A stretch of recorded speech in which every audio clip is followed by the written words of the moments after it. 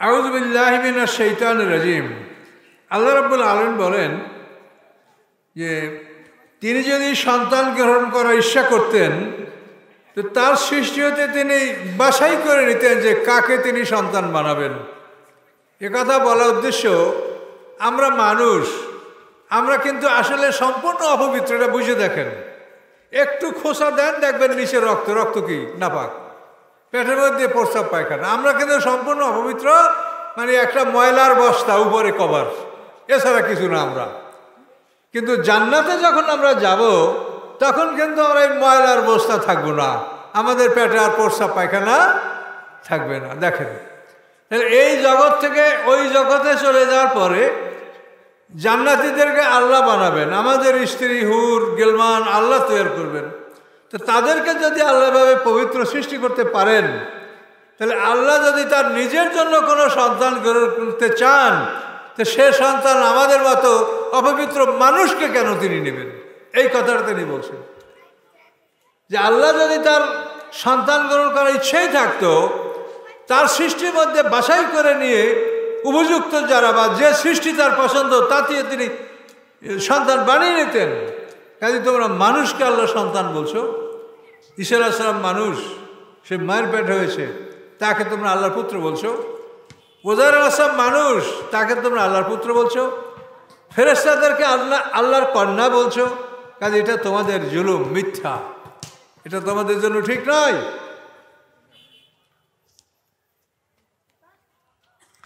সুবহানাহু, আল্লাহ এর থেকে পবিত্র। হুয়াল্লাহুল ওয়াহিদুল কাহার, তিনি এক আল্লাহ, তিনি পরাক্রমশালী। সুবহানাহু শব্দের অর্থ হলো যে আল্লাহকে যে মুশরিকরা আল্লাহর সাথে অংশীদার সাব্যস্ত করে, এর থেকে আল্লাহ পবিত্র। আল্লাহর সাথে যারা অংশীদার সাব্যস্ত করে, আল্লাহর শিরক আছে বলে মনে করে, এর থেকে আল্লাহ পবিত্র। এই জন্য সুবহানাল্লাহ জিকিরটা আল্লাহর কাছে খুব পছন্দনীয়। যেহেতু আমরা এই কথাটা বলছি যে আল্লাহ আপনার সাথে যারা শিরক করে, এর থেকে আপনি পবিত্র। সুবহানাল্লাহ অর্থ কিন্তু এটা। সুবহানাল্লাহ আম্মা ইউশরিকুন। সুবহানাহু ওয়া হুয়াল ওয়াহিদুল কাহার, পবিত্রতা আল্লাহর, তিনি এক এবং তিনি পরাক্রমশালী। কাহার মানে এমন ক্ষমতার মালিক যে ক্ষমতা সব কিছুর উপর প্রবল, এভাবে তিনি মহা ক্ষমতার মালিক। তিনি খালাকাস সামাওয়াতি ওয়াল আরদা বিল হক, তিনি আকাশ পৃথিবী ন্যায়সঙ্গতভাবে যথাযথভাবে সৃষ্টি করেছেন। যথাযথভাবে সৃষ্টি করেছেন। দেখেন, পৃথিবীকে এমন জায়গায় আল্লাহ স্থাপন করেছেন যে সূর্যের আলো এখানে আসে, তাতে পৃথিবীর সৃষ্টিগুলো ধ্বংস হয়ে যায় না, আর ঠান্ডা হইয়া পৃথিবীর বরফও জমাট হয়ে যায় না। পৃথিবীর দুই সাইডে বরফ, এই দুই সাইডে বরফ মানে উত্তরে এবং দক্ষিণে, মাঝখানে আমরা। এই দুই সাইডে বরফ হওয়ার কারণ, এই পৃথিবী যে চলে, কোরআনে আল্লাহ বলছেন অকুল্লুন ফি ফালাকিন ইয়াসবাহুন, সব কিছু আকাশে সাঁতার কেটে বেড়াচ্ছে। এখন একটা গাড়ি যদি চলে তাহলে বাতাস লাগবে কোথায়? দুই সাইডে, উপরে নিচে, কি ঠিক কিনা? মাঝে লাগবে না। এই পৃথিবীটা চলার কারণে এই পৃথিবীর সাইড উত্তর দক্ষিণ এখানে ঠান্ডা বরফ, আবার উপরে পৃথিবীর স্বাদ এমন হওয়া উচিত যে পাহাড়ের উপরে যত যাব তত বেশি গরম লাগবে, তার কারণ ওদিকে গেলেই তো আমরা সূর্যের দিকে আগিয়ে যাচ্ছি, তাই না? কিন্তু উপরে যত যাবেন তত ঠান্ডা, তত বরফ, কি ঠিক কিনা? পাহাড়ের চূড়াগুলি সব বরফে ঢাকা। এর কারণ কি? কারণ হলো এই যে পৃথিবী চলে, এই চলার কারণে উপরে বাতাস লাগে, এই জন্য পাহাড়ের চূড়াগুলি বরফে ঢাকা। সুবহানাল্লাহ বলুন। তো আল্লাহ বলেন আকাশ পৃথিবীকে তিনি যথাযথভাবে সৃষ্টি করেছেন, এমনভাবে সৃষ্টি করেছেন যে তার সৃষ্টি ধ্বংস না হয়। সূর্যের আলো যে পরিমাণ প্রয়োজন সেই পরিমাণ সূর্য আলো পৃথিবী যেন পায়, এভাবেই পৃথিবীকে আল্লাহ স্থাপন করেছেন। ইউকাব্বিরুল লাইল আলান নাহার, তিনি রাতকে দিনের উপরে চাপিয়ে দেন। এখন এই রাত আস্তে আস্তে দিনকে গ্রাস করতেছে, রাত আস্তে আস্তে দিনের অংশটাকে গ্রাস করছে, হতে হতে এমন হবে যে রাত হবে 15 ঘন্টা আর দিন হবে মাত্র 9 ঘন্টা।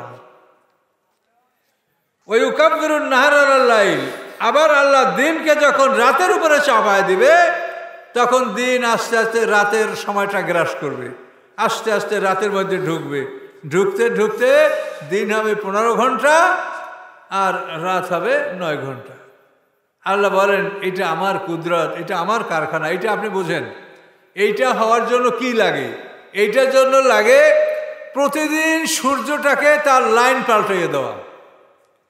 আজকাল যেখান থেকে সূর্য উঠছে কালকে তার থেকে একটু দক্ষিণে আগায় উঠবে। এভাবে এই সূর্যের লাইন পাল্টিয়ে দেওয়ার ফলে দিন বাড়ে আবার রাত বাড়ে। এখন সূর্য কোনখানে ওইটার লাইন পাল্টাইতে পারে কে বলেন তো? আল্লাহ ছাড়া ওর কাছে করে যাওয়ার ক্ষমতা আছে? রেলগাড়িগুলো দেখলেন ঘটঘট করে স্টেশনে আসলো, আর স্টেশন মাস্টাররা নামে এই ঘটঘট করলো, চাক্কাটা মানে কি হলো, ইঞ্জিনটা ঘুরে সামনে থেকে পিছনে লেগে গেল। তো এইটা কে করলো? রেল কর্মচারী, রেল স্টেশন মাস্টার, তারা এটা লাইনটা পাল্টাই দিল। এই লাইন পাল্টাই দেওয়ার ফলে যেমন বিভিন্ন লাইন থেকে একটা গাড়ি এক লাইন থেকে আর এক লাইনে যায়, তো সূর্যটাকে প্রতিদিন আল্লাহ তাআলা তার লাইন পাল্টাই দেন। 365 দিনের সূর্য 365 জায়গা থেকে উদয় হয়, 365 জায়গায় সূর্য অস্ত যায়। সকলে বলুন সুবহানাল্লাহ। এই কাজ কে করে? ভেবে দেখেন। এই জন্য আল্লাহ বলেছেন যে আকাশ পৃথিবীর সৃষ্টি নিয়ে গবেষণা করো, তাতে তোমাদের ঈমান বাড়বে। আর ঈমান বাড়লে ইবাদত সহজ হবে। আর যদি ঈমান না থাকে ইবাদত করতে কষ্ট হয়। ইমাম সাহেবের নামাজ তাড়াতাড়ি সালাম ফিরে না কেন, সূরাটা লম্বা কেন? ঈমান না থাকলে কষ্ট হয়। আর যার ঈমান আছে সে বলে আরে সূরাটা যদি শেষ করতো তাহলে ভালো হইতো। কে ঠিক কিনা বলেন? কাজে ঈমান বাড়লে ইবাদত আপনার জন্য সহজ হবে। এই বিষয়গুলি আল্লাহ তাআলা কোরআনে এভাবে বলছেন।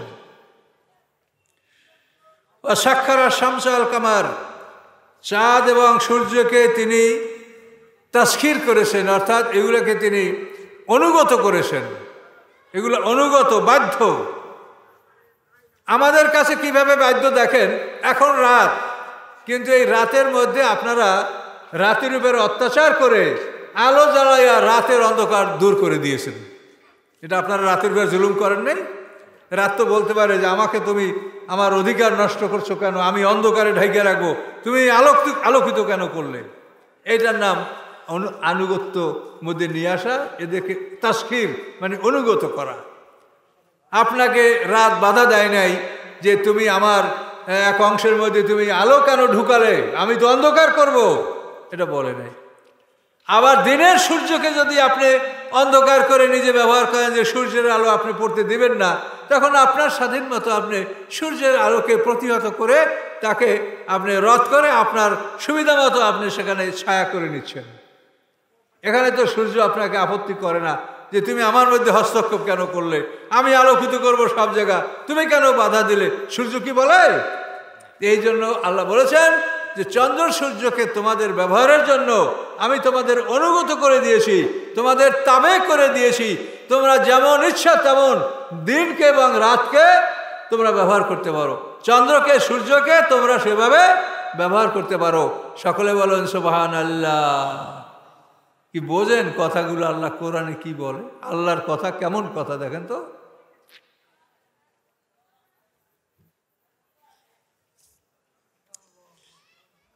কুল্লু ইয়াজরি আজালে মুসাম্মা, কুল্লুন মানে চন্দ্র সূর্য সব, গ্রহ নক্ষত্র সব, এরা নির্ধারিত নির্দিষ্ট সময়ের জন্য এরা চলছে। নির্দিষ্ট সময়ের জন্য চলার ব্যাখ্যা হলো এই সূর্যটা যে চলছে, সূর্যের সাথে পৃথিবী যে চলছে, ঘন্টায় 43,200 মাইল বেগে এই সূর্য চন্দ্র এই মানে এই যে গ্যালাক্সিটা, সূর্যের সাথে যে 9টা গ্রহ, এইটা সহ এটা ঘন্টায় 43,200 মাইল বেগে চলছে। বিজ্ঞানীরা বলেন সূর্য যদি এইভাবে 10,000 কোটি বছর চলতে থাকে, সূর্য তার গন্তব্য স্থলে পৌঁছবে। যেটা কোরআনে ইয়াসিন সূরার মধ্যে আল্লাহ বলছেন অশামসু তাজরি লে মুস্তাকারিল্লাহ, সূর্য তার গন্তব্য স্থলের দিক ধাবমান। সূর্যের গন্তব্যস্থলের নাম বিজ্ঞানীরা বলছেন সোলার অ্যাপেক্স। এই সোলার অ্যাপেক্সে সূর্য গিয়া তার গতি শেষ হবে, ওখানে থামবে। এইখানে যাওয়ার জন্য বিজ্ঞানীরা বলছেন সূর্য এখন যেভাবে চলে এভাবে যদি 10,000 কোটি বছর সূর্য চলে তাহলে সূর্য সোলার অ্যাপেক্সে গিয়া উপনীত হবে। সকলে বলুন সুবহানাল্লাহ। আল্লাহ তাআলা তার এই কোরআনে কি যে বলেছেন, এই জ্ঞান সমুদ্র, এটা মানুষের পক্ষে আয়ত্ত করা সম্ভব না। আর অন্য অর্থ এটাও নির্ধারিত সময়, অর্থাৎ আমরা নামাজের সময়, রোজার সময়, হজের সময়, কোরবানির সময়, জাকাত ফরজ হওয়ার সময়, এগুলি আমরা চন্দ্র সূর্যের মাধ্যমে আমরা গ্রহণ করে থাকি। সূর্য দেখে এখন জোহর হয়েছে, আবার দেখে মনে করি এখন আসর হয়েছে। শোভে চাঁদের দেখে আমরা বুঝি ফজর নামাজ ওয়াক্ত হয়েছে। আর চাঁদের সাথে আমাদের রোজা, হজ, কোরবানি, এগুলি আমরা চাঁদের সাথে, আমরা চন্দ্র মাসের সাথে মিলিয়ে এগুলি আমরা করি। কাজে এটাকেও বলা হয়েছে যে চন্দ্র সূর্য নির্ধারিত একটা উদ্দেশ্যে এটা চলাচল করে। আলা তোমরা সতর্ক হও, হুয়াল আজিজুল গফফার, আল্লাহ তাআলা পরাক্রমশালী এবং ক্ষমাশীল। খালাকাকুম মিন নাফসিন ওয়াহিদা, তোমাদেরকে আল্লাহ তাআলা একটা মানুষ থেকে সৃষ্টি করেছেন। সেই মানুষটাকে বলেন আদম আলাইহিস সালাম। তোমাদেরকে আল্লাহ তাআলা একটা মানুষ হতে সৃষ্টি করেছেন। সুম্মা জাআলা মিনহা যাওজাহা, তারপর আল্লাহ তাআলা তার থেকে তার জোড়া সৃষ্টি করেছেন। মনে রাখবেন, পাঁজরের হাড্ডি থেকে যা সৃষ্টি করা হয় তা হয় জোড়া, আর বীর্য থেকে যা সৃষ্টি হয় তা হয় সন্তান। এই জন্য মা হাওয়াকে আদমের পাঁজরের হাড্ডি থেকে সৃষ্টি করা হয়েছে। মা হাওয়া আদমের সন্তান না, জোড়া, পাঁজর থেকে সৃষ্টি করা হয়েছে। সম্মানিত সুধী, আদম আলাইহিস সালামকে যখন আল্লাহ সৃষ্টি করছেন তখন আদমের জন্য যে সমগ্র পৃথিবীর পৃষ্ঠ থেকে মাটি নিয়েছেন আল্লাহ, ওই মাটির সাথে আমাদের মাটিও আল্লাহ নিয়েছেন, একসঙ্গে নিয়ে নিয়েছেন। নেয়ার পরে ওই মাটিটাকে আল্লাহ তাআলা 40 বছর বৃষ্টিতে ভিজিয়েছেন, দ্বিতীয় 40 বছর রৌদ্রে শুকিয়েছেন, তৃতীয় 40 বছর সব ধরনের পানি দ্বারা মেজে মেজে গাড়া কাদায় পরিণত করেছেন। 120 বছর বসে আদম আলাইহিস সালামের মাটিটাকে তৈরি করা হয়েছে। তো আদমকে সৃষ্টি করার পরে তার মধ্যে আল্লাহ রূহ দিয়েছেন, তাকে জ্ঞান দান করেছেন, তাকে জান্নাতে নিয়ে গেছেন। জান্নাতে বসে আল্লাহ তাআলা মা হাওয়াকে সৃষ্টি করেছেন। এখানে একটা সৃষ্টির ব্যবধান আপনারা দেখতে পাবেন যে নারী জাতি জান্নাতে সৃষ্টি হয়েছে। এই জন্য নারী জাতি ঊর্ধ্বমুখ এবং বিলাসী।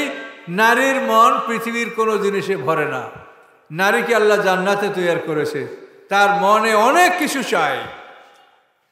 জান্নাতের পোশাক, রেশমি পোশাক তার জন্য হালাল করা হয়েছে, স্বর্ণের অলংকার তার জন্য বৈধ করা হয়েছে, এগুলি জান্নাতের পোশাক।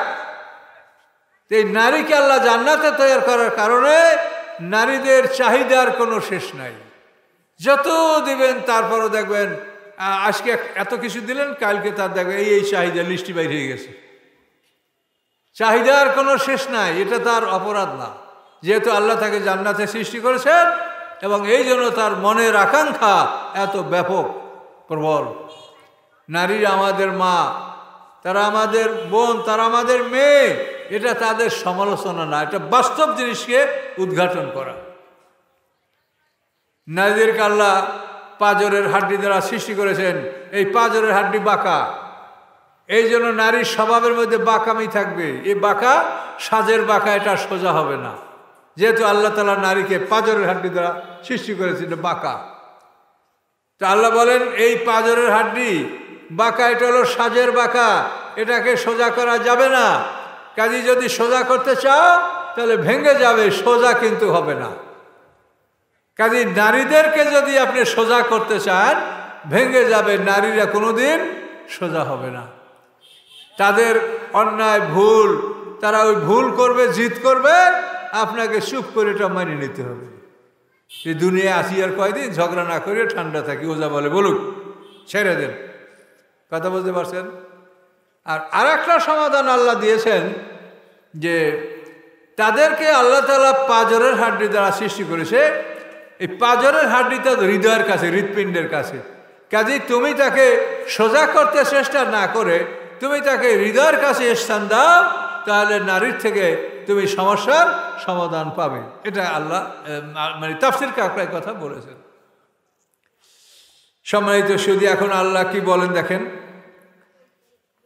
খালাকাকুম মিন নাফসিন ওয়াহিদা, আল্লাহ তোমাদেরকে এক আত্মা আদম থেকে তোমাদের কাছে সৃষ্টি করেছেন। সুম্মা জাআলা মিনহা যাওজাহা, এরপরে আদম থেকে তার জোড়া সৃষ্টি করেছেন, মা হাওয়াকে সৃষ্টি করেছেন। আনজালা লাকুম মিনাল আনামি সামানাতি আজওয়াজ, এবং তিনি উদ্ঘাটন করেছেন, অবতীর্ণ করেছেন তোমাদের জন্য পশুর মধ্যে হতে 8 জোড়া। এই 8 জোড়া পশু সূরা আনামের মধ্যে বলা আছে। 1 জোড়া উট, 1 জোড়া গাভী, 1 জোড়া বকরি, 1 জোড়া দুম্বা। এই 4 দুগুণে 8। নাজেল করার অর্থ যেভাবে আল্লাহ আদম হাওয়াকে সৃষ্টি করেছেন পৃথিবীতে এবং তার থেকে মানুষের বংশবিস্তার হয়েছে, এইভাবে পশুদের এই জোড়ার মাধ্যমে তামাম পৃথিবীতে পশুর বংশবিস্তার হয়েছে। সকলে বলেন সুবহানাল্লাহ। এই জন্য আল্লাহ বলেন যে এই জোড়াকে আমি নাজেল করেছি।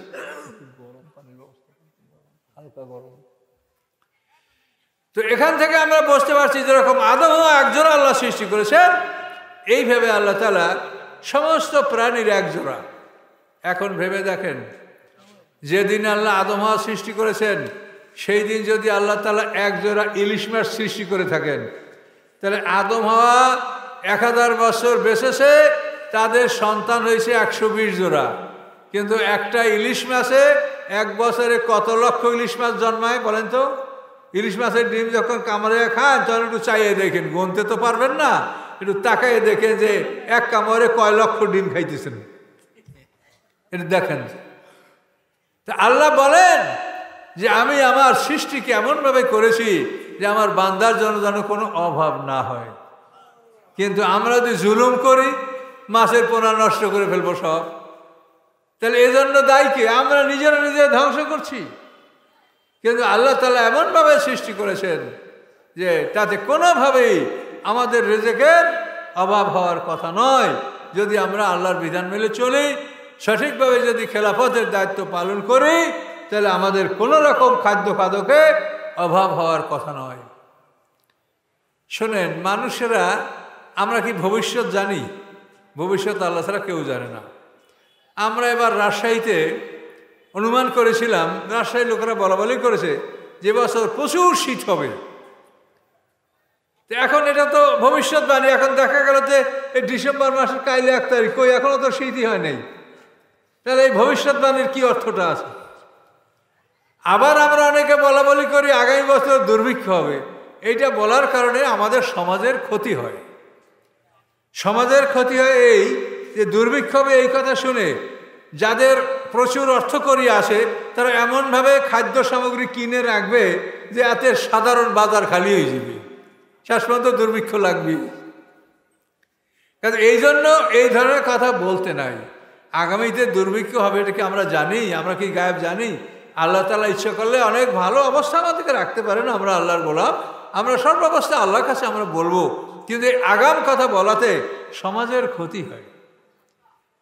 এই ব্যাংকে টাকা দিতে পারবে না, ব্যাংক দেউলি হয়ে গেছে। বিদেশিরা এখন ব্যাংকে ভয়তে টাকা পাঠায় না। দেশের উন্নয়নমূলক কাজ কি করে হবে বলেন? কাজে এই জন্য এই ধরনের কথা বলে দেশ ও জাতির ক্ষতি করা উচিত না। এটা আল্লাহ করে নিষেধ করছে। আল্লাহ বলছে কোনো মানুষ জানে না যে আগামীকাল তুমি কি অর্জন করবে। অমা তাদরি নাফসুম বিআইয়াদিন তামুত অমা তাদরি নাফসুম মাজা তাকসিবু গাদা। কোনো মানুষ জানে না যে আগামীকাল সে কি উপার্জন করবে। তা আল্লাহটা কোরআনে বলে দিয়েছেন। তা আমরা কেন বলবো দুর্ভিক্ষ হবে, অমুক হবে, এই হবে, সেই হবে? এগুলো বলার কারণে সমাজের ক্ষতি হয়। যাতে সবাই মিলে আমরা ভালো থাকতে পারি সেভাবে পরামর্শ দেন, সেভাবে পরিকল্পনা গ্রহণ করেন। কিন্তু এভাবে আগাম কথা বলাতে সমাজের ক্ষতি হয়। আমরা তো বড় বড় মাদ্রাসায় পড়ছি, শশিনা লিল্লে বোর্ডিংয়ে খাইছি, বুঝতে পারছেন? হাজার হাজার ছাত্র। কেউ যদি বলতে পারতো যে আজ ভাতে টান পড়বে, সেদিন ভাতে টান পড়বেই পড়বে। মানে ভাতে টান পারবে শুনে সবাই যা খাইতে পাবে তার চেয়ে বেশি থাল ভরি ভাত লই যায়। এখন শেষ পর্যন্ত ভাতে টান পড়ছেই, কিন্তু এই খবরটা বললেই ভাতে টান পড়ে। যদি এই খবরটা না বলে, এটা এখন বাস্তব। যদি বোর্ডিংয়ে মানে হাজার হাজার ছেলেরা খায়, ওখানে ভাতগুলা থাকে ঢালা থাকে, ওই ভাত ছাত্ররা নিজেরা থালা ভরিয়ে নেয়, বাবুর্চি তরকারি দিয়ে যায় চামচ দিয়া। এখন যদি বলা হয় যে আজকে ভাতে টান পড়বে, তো টান পড়বেই পড়বে, সবাই বেশি বেশি করে খাবার নিয়ে যায়, শেষ পর্যন্ত টান পড়ে। কাজে এই জন্য এই ধরনের কথা বলা ঠিক না। কারণ আল্লাহ নিষেধ করেছে। আল্লাহ বলছেন তুমি জানো না যে আগামী দিন তুমি কি উপার্জন করবে, কাজে এ কথা বলে তুমি কেন সমাজে একটা বিভ্রান্তি সৃষ্টি করো, মানুষের মধ্যে একটা হয়রানি সৃষ্টি হয়, পেরেশানি সৃষ্টি হয়, এগুলি করা ঠিক না। আসেন আল্লাহ কি বলছে আমরা সেটা দেখি। খালাকা মিনহা জাওজাহা, আদম থেকে আল্লাহ তাআলা তার জোড়া সৃষ্টি করেছেন, হাওয়াকে সৃষ্টি করেছেন, এবং বিবাহ পড়িয়েছেন আল্লাহ তাআলা নিজে। আদম হাওয়ার বিয়ার খুতবা আমার বইতে আছে। আদম সৃষ্টি করেছেন, আদম থেকে তার হাওয়া, তার জোড়া হাওয়াকে সৃষ্টি করেছেন, এবং বিয়া পড়াইছেন আল্লাহ নিজে। এই বিয়ার খুতবাটা হলো আলহামদু সানাই ওয়াল আজমাত এজারি ওয়াল কিবরিয়া ও হৃদাই ওয়াল খলক কুল্লুম আবিদি ওয়া সুক্কানুস সামাওয়াতি ওয়াল আরদ ওয়া হামালাত আরশি এশহাদু ইন্নি জাওয়াজতু আদমা বাদিয়া খালকি সুনাইদি আমাতি হাওয়া আলা সাদাকে তাহলিলি ওয়া তাসবিহি উসকুন আনতা ওয়া জাওজুকাল জান্নাতা আকুলা মিনহা রাগাদান হাইসু শাইতুমা ওয়ালা তাকরাবা হাযিহি শাজারাতা ফাতাকুনা মিনাজ জালিমিন। এইভাবে আল্লাহ তাআলা আদম হাওয়ার বিয়ার খুতবা দিয়েছেন। খুতবাটা শুনলেই বলবেন যে আল্লাহ ছাড়া এটা মানুষকে দিতে পারে না। আলহামদু সানাই, আল্লাহ সমস্ত প্রশংসা আমার প্রশংসা। আলহামদু সানাই, সমস্ত প্রশংসা আল্লাহ আমার প্রশংসা। আর আজমাত এজারি, আর বড়াই হচ্ছে আমার পাজামা। আর কিবরেও হৃদাই, অহংকার হচ্ছে আমার চাদর। হে আকাশের বাসিন্দারা, হে পৃথিবীর বাসিন্দারা, হে আমার আরশ বহনকারী ফেরেশতারা, সাক্ষী থাকো আমি আমার আদম, আমার হাতের তৈরি আশ্চর্যজনক সৃষ্টি, এই আদমকে আমার দাসী হাওয়ার সাথে আমি তাকে বিয়া দিচ্ছি। মহারণ হচ্ছে তাহলিলি ও তসবিহি, আমার তসবিহ এবং তাহলিল হচ্ছে মহারণা, কোনো টাকা পয়সার মহারণা হবে না। এই মহারণা দিয়ে তোমাদেরকে বিয়া করে দিলাম, তোমরা এই জান্নাতে বসবাস করো, যেখান থেকে সেখান থেকে খাও, এই একটা গাছ ওলা তাকরাবা হাযিহি শাজা, এই গাছের কাছে যাবে না। এই গাছের অপরাধ কি? এই গাছের অপরাধ হলো যে ওই গাছের ফল খেলে পেটের মধ্যে প্রস্রাব পায়খানা সৃষ্টি হবে। কথা বলতে পারছেন তো? জান্নাতে প্রস্রাব পায়খানার কোনো ব্যবস্থা নাই। এই জন্য আল্লাহ বলেন যে এই গাছের কাছে যাবে না। আর শয়তান মিথ্যা কৌশল করে ঢুইকা আল্লাহর কসম করে বলল যে এই গাছের ফল খাইলে তোমরা এখান থেকে যাবে না, ফেরেশতা হয়ে থাকবে, অমর হয়ে থাকবে। আল্লাহ তাআলা এই গাছের ফল খাইতে মানা করছে এই জন্য যে আল্লাহ তোমাদেরকে বেড়াতে নিয়ে আসে, বেড়ানো হয়ে গেলে আবার পৃথিবীতে পাঠাই দেবে, তারপর মরে যাবা। কাজে এইখানে আল্লাহ তোমাদের রাখবে না বলেই এই গাছটার ফল খাইতে মানা করছে। দেখছেন শয়তানের কথাটা দেখলেন? এই কথা বলার পরে আদম হাওয়া ঘাবড়ে গেল, মরে কেমনে? তখন শয়তান, এই তো তুমি চক্ষু বন্ধ হয়ে যাবে, হাত পা নড়বে না, তুমি অবশ হয়ে এইভাবে মরে যাবে। ওরা ঘাবড়ে গেল, হায় রে আমরা মরে যাব, তাহলে মরার থেকে বাঁচবো কি পারবে? শয়তান আল্লাহর কসম করে বললো যে এই গাছের ফল খাইলে তুমি মরবে না। তাহলে আল্লাহ বললেন কি জন্য, আর শয়তান কি বললো দেখেন। এইভাবে আদম হাওয়া নিষিদ্ধ বৃক্ষের ফল ভক্ষণ করলো, জান্নাতে তাদের পোশাক উন্মুক্ত হয়ে গেল। আল্লাহ তাআলা তাদেরকে পৃথিবীতে পাঠালেন। কিন্তু আদম হাওয়াকে আল্লাহ তাআলা কোনো রাগ করে বা গজবে গুসা হয়ে আল্লাহ পাঠান নাই। আদম হাওয়ার উপরে আল্লাহ অসন্তুষ্ট হন নাই। এবং যেটা আলেমরা বলে, আমরাও ছোটকালে শুনেছি যে আদম আলাইহিস সালাম একটা গুনাহ করিয়া 350 বছর কাঁদছে, কিন্তু এ কথা ঠিক না। আদম গুনাহ করে নাই, এটা গুনাহ না, এটা ভুলে গেছে। আল্লাহ কোরআনেই বলেছেন ওয়ালাকা আহাদনা ইলা আদামা ফান্নাসিয়া। আল্লাহ বলেন আদম থেকে আমি প্রতিশ্রুতি নিয়েছিলাম, আদম তা ভুলে গেছে। আর নাসিয়া, আদম ভুলে গেছে। সম্মানিত সুধী, আদম আলাইহিস সালাম কোনো অপরাধ করেন নাই, তিনি আল্লাহর মেহমান। আল্লাহ তাকে এই জন্যই পৃথিবীতে পাঠিয়েছে যে আদম হাওয়া তোমরা যে গাছের ফল ভক্ষণ করছো, অল্প সময় পরে তোমাদের পেটের মধ্যে প্রস্রাব পায়খানার ব্যাগ হবে, আমার জান্নাতে প্রস্রাব পায়খানার ব্যবস্থা নাই, এই জন্য তোমরা নামো, তোমাদেরকে নামতে হবে। কোনো গুনাহ করছে বা অপরাধ হয়েছে, রাগ করছে আল্লাহ এমন না, মেহমান, তাকে আল্লাহ নিয়ে গেছে ফেরেশতাদের দ্বারা। যদি আদম এই ফল না খাইতো তাহলে আল্লাহ তাআলা আবার ফেরেশতাদের দ্বারাই তাদেরকে পৃথিবীতে পাঠিয়ে দিত। তো এখনও ফেরেশতাদের সাহায্যে তাদেরকে পাঠানো হয়েছে। জিবরিল আমিন আল্লাহর আদম আলাইহিস সালামের সাথে মা হওয়ার সাথে তাদেরকে পৃথিবীতে পাঠিয়ে দিয়েছেন। এবং আল্লাহ তাআলা বলেছেন, হে আদম, হে জিবরিল, আদমের জন্য তুমি পর্যাপ্ত পরিমাণে জান্নাতের ফল সাথে করে নাও। পৃথিবীতে খাদ্য পাক করতে, খাদ্য তৈরি করতে অনেক সময় লাগবে, এই সময় আমার আদম যেন অনাহারে না থাকে, মা হাওয়া অনাহারে না থাকে, তাদের জন্য পর্যাপ্ত পরিমাণে জান্নাতের ফলমূল, হ্যাভারসাক লাঞ্চ, এটা তোমরা নিয়ে নাও, তারা যেন কষ্ট না পায়। এভাবে সম্মানের সহিত আল্লাহ আদম হাওয়াকে পৃথিবীতে পাঠিয়েছেন। কিন্তু আমরা স্বাভাবিক যে কথাগুলো শুনি, অবাক কাণ্ড, যে আদমকে আল্লাহ ফালাইছে মক্কায় আরাফাতে, মা হাওয়াকে ফালাইছে শরণদ্বীপে। সেই সময় পৃথিবীটা কি ছিল বলেন তো? এই পৃথিবী যে জায়গায় ছিল তো মহাজঙ্গল, আর না হলে মরুভূমি। এই পৃথিবীতে আমার তো মনে হয় যে এইসব অঞ্চলে 200 বছরে মানুষ থাকতো না, শিয়াল ছিল, বাঘ ভাল্লুক ছিল। মনে করেন আমাদের বরিশাল অঞ্চল, এটা আজ থেকে 200 বছর আগে সেই সব অঞ্চলে মানুষ বাস করতো না। তাহলে আদমকে যদি আল্লাহ শ্রীলঙ্কা ফেলায়, তা আদম কি করে গেল মক্কায়? আবার মা হাওয়াকে জেদ্দায় ফেলাবে, এইরকম একটা অত্যাচার, যেখানে মাত্র 2টা মানুষ পৃথিবীতে, সেই 2টা মানুষকে আল্লাহ 2 দেশে ফেলাই দেবে, এরকম আল্লাহ তাআলা কি কোনো বান্দরের জুলুম করেন?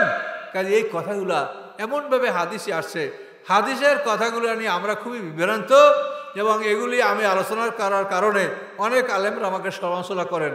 কিন্তু করার পর আমি বলছি, যেহেতু আমি যদি না বলি তা আল্লাহ আমাকে শাস্তি দিতে পারে, এই ভয়ে আমি বলছি। বললেই তোমাকে সমালোচনা করবে। আর আমাদের আলেমদের ব্যাপার হলো যে আলেমরা সরল মনা, তাদেরকে যখন ইহুদি খ্রিস্টানরা লেখে বসে রাসূলের হাদিস, তখন এটা হাদিস মনে করে এটাকে লালন পালন করছে, সমস্যাটা হলো এখানে। কিন্তু আসলে এটা হাদিস না, ওরা বানাইছে এটা। কিন্তু আলেম সাহেবরা, আমাদের সরল মনের আলেমরা, আমাদের সিনিয়ররা এইসবগুলো লেখছে এই জন্য যারা মনে করছে যে আসলে বুঝে রাসূলের কথা, কিন্তু আসলে তা নয়। এই জন্য আমি একটাই কথা বারবার বলে থাকি, যে হাদিসগুলি কোরআনের সাথে মেলে সেইগুলো গ্রহণ করবেন, আর কোরআন যদি না মেলে তো যে কোনো সিয়াসতে থাক, আপনারও দরকার নেই। কোরআনের সাথে না মেললে তাকে আপনি ত্যাগ করেন। এটা সব মুহাদ্দিসরা বলছে, শুধু আমি একা বলিনি।